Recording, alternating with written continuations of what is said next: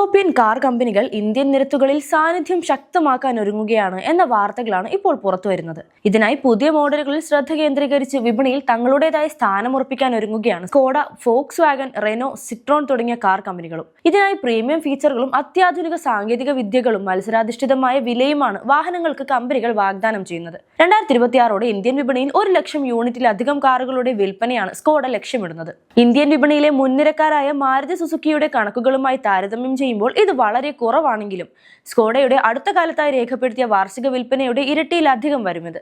Kushaq, കൈലാക്, Slavia എന്നീ 3 മോഡലുകളാണ് നിലവിൽ Skoda ഇന്ത്യയുടെ വാഹന ശ്രേണിയിലുള്ളത്. ICE വാഹനങ്ങൾക്ക് പുറമെ ഇലക്ട്രിക് വാഹനങ്ങൾ വിപണിയിൽ എത്തിക്കുന്നതും സ്കോഡ പദ്ധതിയിടുന്നുണ്ട്.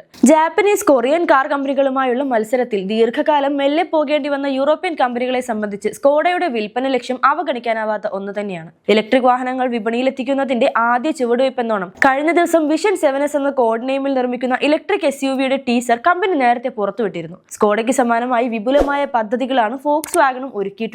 കമ്പനിയുടെ ഇന്റർനാഷണൽ മോഡലായ ഗോൾഫ് ഇന്ത്യയിൽ എത്തിക്കുന്നതിനൊപ്പം ഫോക്സ് വാഗൺ ഇന്ത്യയുടെ ഫ്ളാഗ്ഷിപ്പ് മോഡലായ ടിഗ്വാന്റെ R-Line പതിപ്പും ഇന്ത്യയിൽ എത്തിക്കുന്നുണ്ട്. ഫോക്സ് വാഗണിന്റെ ആദ്യ ഇലക്ട്രിക് മോഡലായ ID.4 ഈ വർഷം എത്തിയേക്കുമെന്നാണ് വിലയിരുത്തൽ.